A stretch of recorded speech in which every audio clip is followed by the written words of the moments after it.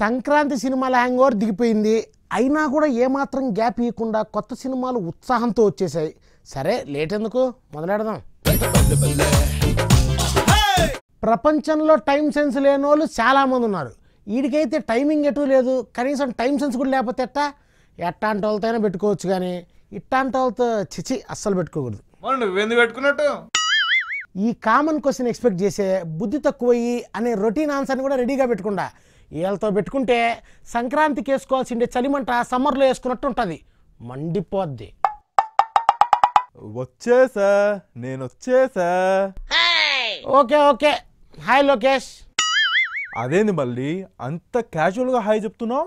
మరి ఏం చేయమంటావరా, ముత్తైదువులు పిలిపించి పేరంటం పెట్టించమంటావా, ఇలా కోలాటం బ్యాచ్తో కల్చరల్ ప్రోగ్రామ్స్ ఏమైనా సెట్ చేయమంటావా? అంత అక్కర్లేదు లేబ్బా, ఇది చాలు అనే విషయం మాకు ముందే తెలుసు. అయినా వచ్చిందే లేటు అంటే వాచ్ ఏమైనా అయిపోయిందా? లేట్ ఎందుకైంది అనే దానికి అప్డేటెడ్ రీజన్ ఇది. అయినా కూడా టైర్ పంచర్ అయిందనే పాత డైలాగే బాగుంది. నిజంగా ఇది నిజమే మళ్ళీ. ఫోన్ అనేది కనిపెట్టింది, మనం కొనిపెట్టుకుంది ఇట్లాంటి టైంలో వాడుకోవడానికేగా. వాట్సాప్లో మెసేజ్ పడేస్తే సరిపోయేదిగా. సారీ మళ్ళీ, నెక్స్ట్ టైం నుంచి అదే చేస్తాలే. ఈ శాఖలే వద్దంటుంది, అంతేగాని టైంకి రానంటావు. కాదు బుస్. అదే లేరా, ఇంకేంది? ఏముంది మళ్ళీ, పెట్రోల్ ధర ఏమో తగ్గింది, సెన్సెక్స్ పెరిగింది, ఏపీలో ఎలక్షన్స్ వేడి మొదలైంది. ఏపీతో ఆపేవేందిరా? యూపీ వెదరు, రోజర్ ఫెదరు అవి కూడా చెప్పు. బీపీ ఉందా? షుగర్ కూడా ఉంది, గిన్నె తెచ్చుకో అప్పిస్తా. నేనేమన్నా తప్పు మాట్లాడినానా? తడికిలా మాట్లాడావు. అర్థం కాలా మళ్ళీ. న్యూస్ బులెటిన్లో హెడ్లైన్స్లో చదువుతావేందిరా? ఎంటర్టైన్మెంట్తో ఎనిమిటి ఏమన్నా ఉందా ఏంది? నువ్వే కదా ఇంకేంటి అన్నావు. ఇంకేంటి అంటే నీ గురించి చెప్పమని, నీకు తెలిసినవన్నీ చెప్పమని కాదు. కుశల ప్రశ్నలు అడిగినా కుళ్ళబొడిచినట్టు చేస్తున్నావురా. బాడీ పెయిన్స్ కూడా స్టార్ట్ అయ్యాయి. టాబ్లెట్లు ఏమైనా కావాలన్నా మళ్ళీ? టాబ్లెట్ కాదు కానీ ఓ చిన్న హెల్ప్ కావాలా. ష్యూర్, మొహమాట పడకు మళ్ళీ. మొహమాట పడుతుంటేనేనయ్యా మొహం వాసిపోతుంది. మ్యాటర్ ఏంటంటే నీ అన్టైమ్లీ పంచెస్తో దారుణంగా ఉండే ఆటో కౌంటర్స్తో దాడి చేయకు ప్లీజ్. నాకు నచ్చని ఏకైక పదం పంచ్. నేను జస్ట్ నాకు వచ్చిన డౌట్స్ మాత్రమే అడుగుతా. కాలం వేసిన గాలానికి అప్పుడప్పుడు నాలాంటి అమాయకపు చేపలు ఇట్ట బలైపోవాల్సిందే. తప్పదు, తప్పే కాదు. ఏదో అంటున్నావు. వినిపించలేదా, వినిపించుకోలేదా? అంటే అర్థం కాలేదు. నాకు అర్థమైందిరా, అందుకే ఇంకా లేట్ చేయకుండా మిస్టర్ మజ్ను గురించి మాట్లాడుకుందాం. మిస్టర్ మజ్నునా? అతనెవరు? అసలు నువ్వు వీడికి ఎలా వచ్చావు? బండి మీద వచ్చినా. ఓహో, ఎందుకు వచ్చావని? ఏదో సరదాగా సినిమాల గురించి చెబుతుంటే అది విని తెలుసుకుందాం అనేసి వచ్చా. అట్టంటప్పుడు కనీసం సినిమా పేరైనా ఐడియా ఉండాలిగా. నేను చెప్పింది మనిషి పేరు కాదు, సినిమా పేరు అని తెలియాలిగా. ఓ, అంటే ఆ సినిమాలో అఖిల్ హీరో కదా?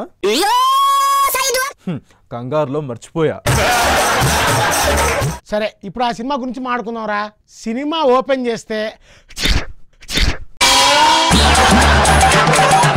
I think it's cold. దీంట్లో తింకడానికి ఏం లేదురా, కోల్డ్ అని కన్ఫర్మే. ఆ విషయం పక్కన పెడితే సినిమా ఓపెన్ చేస్తే ఆల్రెడీ ఓపెన్ చేసావు కదా మళ్ళీ. అది మధ్యలో క్లోజ్ అయిపోయిందిగా, ఇది మళ్ళీ ఫ్రెష్ అన్నమాట. Continue continue. లండన్లో ఒక అబ్బాయి ఉంటాడు, పేరు విక్కీ. అతనే ఈ కథలో హీరో. నేను ఒప్పుకోను. కోట్ల కోట్లు ఖర్చు పెట్టి ప్రొడ్యూసరే ఒప్పుకుంటాడు. నీకేంది ప్రాబ్లమో? సినిమా పేరేమో మిస్టర్ మజ్ను అంటున్నావు, కానీ హీరో పేరు వచ్చేసి విక్కీ అంటున్నావు. అయితే దీంట్లో తప్పే ఉంది. నీ డ్రెస్ నేను వేసుకుంటే ఎలా ఉంటుంది? ఇది కూడా అలానే ఉంది. నువ్వు కూడా మోడబ్బుల్ గైలాగా సంబంధం లేకుండా మాట్లాడబాకు. పంచుల కోసం ప్రాణాలు తీయకుండా, కౌంటర్స్ కోసం కాల్చుకు తినకుండా, ఇంకా కరెక్ట్గా చెప్పాలంటే అసలు నీ అపారమైన తెలివితేటలు వాడకుండా నువ్వేం చెప్పాలనుకుంటున్నావో అది చెప్పు చాలు. టైటిల్ పేరు ఒకటి, హీరో పేరు ఇంకోటి, ఈ రెండిటికి ఎలా సింక్ అవుద్ది? Venky Atluri, please note this point. ఆయన ఎవరు? ఈ సినిమా డైరెక్టరు. నీలాంటి వాళ్ళు ఉంటారని ఊహించకుండా ఆ పేరు పెట్టాడు. నెక్స్ట్ టైం జాగ్రత్త పడతాలే. ప్రస్తుతానికి నీ డౌట్ నేను క్లియర్ చేస్తా. ఓరిని ఇంగ్లీష్ పీసు నువ్వు. ఆ టైటిల్ అక్కినేని వాళ్ళకి అచ్చొచ్చిందని పెట్టుకున్నారా. ముందు ఏ అన్నారు, ఆ తర్వాత నాగార్జున వాడితే ఇప్పుడు అఖిల్ వాడుకున్నాడు. టైటిల్ వెనక కథ బాగుంది. అవును, టైటిలే పాతదా లేదంటే టైటిల్లా కథ కూడా పాతదేనా? అంటే పాతదే కానీ కొత్తగా ఉంటుంది. అర్థం కాలే మళ్ళీ. మొదలెట్టకుండానే ఆపేస్తే ఇట్నే ఉంటుంది. అందుకే ముందు నేను చెప్పేది విను.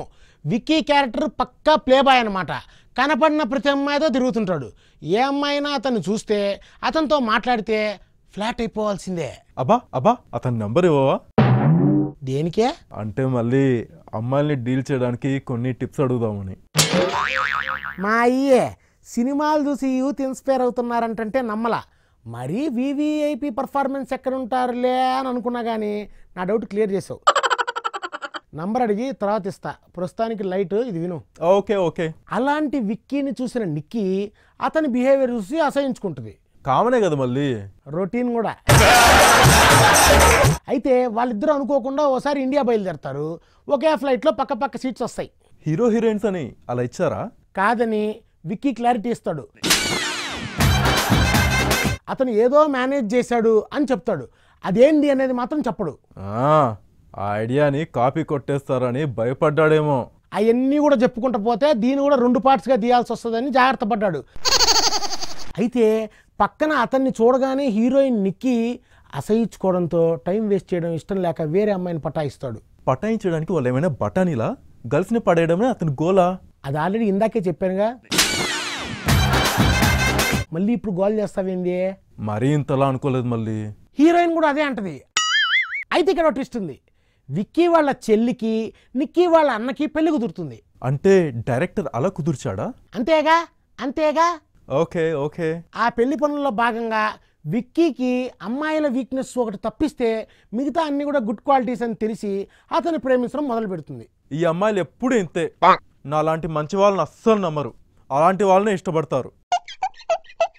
అయ్యా ప్రస్తుతానికి నీ మంచితనం మడిచి ప్యాకెట్లో పెట్టుకో. ఇక నిక్కీ అదే విషయం విక్కీతో చెబితే నవ్వుతాడు. అంత హ్యాపీ న్యూస్ చెప్తే నవ్వక ఏడుస్తాడా? ఏడ్చినట్టుంది. అతను నవ్వేది ఆనందంతో కాదు, ఎటకారంగా. ఓహో ఓహో. ఎందుకో? అతను 4 రోజుల కన్నా ఎక్కువ ఎవరితో కలిసి ఉన్నాడు, అందుకు. నవ్వి అదే విషయం హీరోయిన్కి చెప్తాడు. ఐ హేట్ యూ అని చీకొట్టి వెళ్ళిపోతుంది. నువ్వు విక్కీ క్యారెక్టర్ని చాలా నెగిటివ్గా చూస్తున్నావు, కానీ నిక్కీ మాత్రం పాజిటివ్గా చూసి హగ్ చేసుకుంటుంది. అవును, ఇంతకీ అలా ఎలా హక్ చేసుకుంటుంది?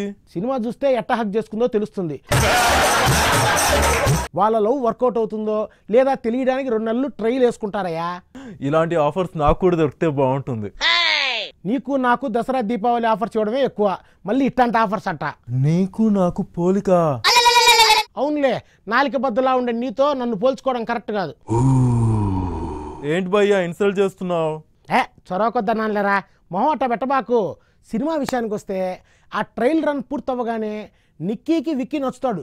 ఆల్రెడీ నచ్చాడని ట్రైల్ వేసిందిగా. సగం సగం మాటలు మాట్లాడితే అర్థాలు మారిపోతాయి, అపార్థం చేసుకుంటారు. ఆ తర్వాత అనర్థాలు జరిగే అవకాశం కూడా ఉంటుంది రే. ట్రైల్ వేయలా, లవ్ ట్రైల్ వేసుకున్నారు. నేను అన్నది కూడా అదేగా మళ్ళీ. ఆ పదానికి ఈ పదానికి తేడా చిన్నదే, కానీ అర్థమే బాగా మారిపోద్ది. అది నీకు అర్థం కాదన్న సంగతి నాకు అర్థమైంది. ఆ బూతు విషయం పక్కన పెడితే విక్కీ మాత్రం నిక్కీని ఇష్టపడ్డో. అయ్యో అయ్యో, ఎందుకని? అంటే ఈలోగా మళ్ళీ ఎవరైనా కనెక్ట్ అయ్యారా? ఈ శాఖలే వద్దంటుంది కాదు, ఎవరితో కనెక్ట్ అవ్వడానికి నిక్కీ ఛాన్స్ ఇవ్వలేదని హర్ట్ అవుతాడు. ఇలా ఇంటర్వెల్లో ఇద్దరు విడిపోతారా? అంటే ఇంకా కలవరా? ఏ ఆ అమ్మాయితో నువ్వు కనెక్ట్ అవుదాం అనుకున్నావా ఏంది? ఆ ఛాన్స్ లేదు, ఆ అమ్మాయి యూకే వెళ్ళిపోతుంది. మనోడు కూడా రియలైజ్ అయ్యి నిక్కీ లవ్ని అర్థం చేసుకొని యూకే వెళ్ళి బతిమాలి ఏదో ఒప్పించుకొని ప్రేమను సాధించుకుంటాడు.